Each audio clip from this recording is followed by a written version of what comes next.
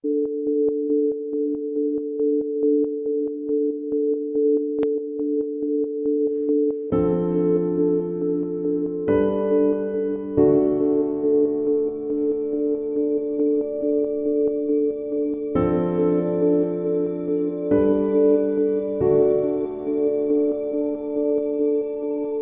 very long time ago, I had a basic manual slider with no damping, no motion control, nothing fancy.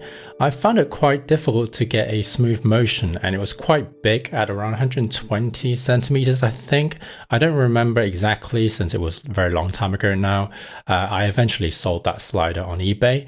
However, I have been missing those types of shots ever since. I really like those really subtle motions. Otherwise, it just looks like it's just a picture. Last Black Friday, there was a discount of up to 30% off from Edelkrone, and I finally decided I will get one of their sliders.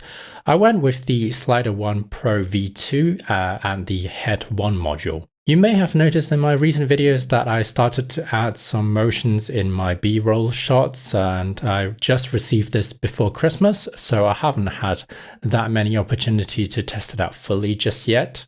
This is more like a unboxing slash first impression video. In this video, I want to go over some of the things I like and dislike about this slider combination. Oh, by the way, this video is not sponsored. I bought it with my own money. In fact, it's one of the most expensive filming gear I bought for a very long time. With that being said, in no particular order, let's start with the positives. Right from the start, I can say the motion is very, very smooth. No matter what speed you set it to, from the really, really slow creep to the fast motion, it's very smooth. I went with the Pro model, which features a dual motor capable of carrying up to 30 pounds or 13.6 kilos, according to Edelkrone, compared to the standard one, which is a single motor, which has a carrying capacity of up to 20 pounds or 9 kilos. The app is very easy to use, and I've already had 3 firmware updates since using it for the first time. It's good to know that there are regular updates. Using the app, it's very easy to program different repeatable slide motions and time-lapse functions. Despite its carrying capacity, the unit itself is very small with its length at around 27 centimeters. It's much shorter than my old slider, but I wanted something that's portable and can easily fit in a backpack, for example. I also like the fact that the whole Edelkrone system is very modular and expandable. If I want, for example, I can add a tilt function in the future simply by adding another HeadOne to my system, all controlled via the same single app. Those are some of the cool features I like. However, it's not all good news. There are some things that are rather strange. For example, there's no on-off switch. You have to disconnect the battery each time if you don't want the slider to drain the battery between users. I really don't understand how difficult it would have been just to add a switch instead of having to remove the battery every single time between users. I mentioned the app is very easy to use, but that's also a caveat that comes with it. You have to use the app to control the slider. Without the app, the slider can't be used manually.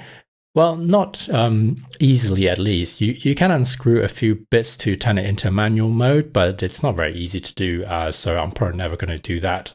Although the sync process is relatively easy via Bluetooth, every time you exit the app, you have to resync it in order to control the slider again.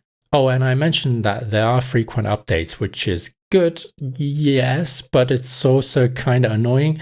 I tried to use the slider in a shoot before and it popped up with a firmware update. It will not let you use the slider without the update, which can be annoying, especially if you are at an important shoot, let's say.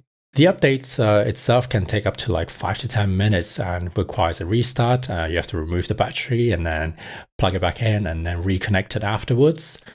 All in all, it does take some time to set up for each use. Consequently, I think an old-fashioned manual slider is definitely quicker to use.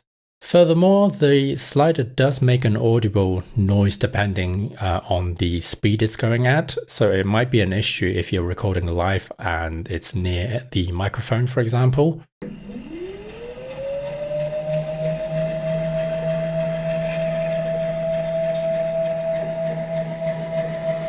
And finally, although the package is small, the unit is made out of metal and it weighs quite a bit, especially when you add the HeadOne unit, a ball head, the camera, and a lens on top. That's kind of why I went with the Pro version, to give myself a bigger payload buffer. Okay, those are my first impressions of the slider. I'm mostly aware of those negative points I mentioned before I made the decision to buy this particular slider, so it doesn't bother me too much. However, I want you to be aware that it's a rather slow setup process. That's the main issue that you need to be aware of, I reckon, with this particular slider, but especially if time is critical in your shoots. But I knew for my use, I'll be using it in the studio in a controlled environment where I can take my time to set up each shot I want, and portability was a crucial factor too. At the end of the day, of course, most importantly, I wanted a smooth, repeatable slide action, and the SliderONE Pro V2 definitely delivers in that department. With that all being said, I will continue using it and maybe come back another time if I discover anything new. Otherwise, I hope you enjoyed the dolly shots in my videos, especially in the recent videos.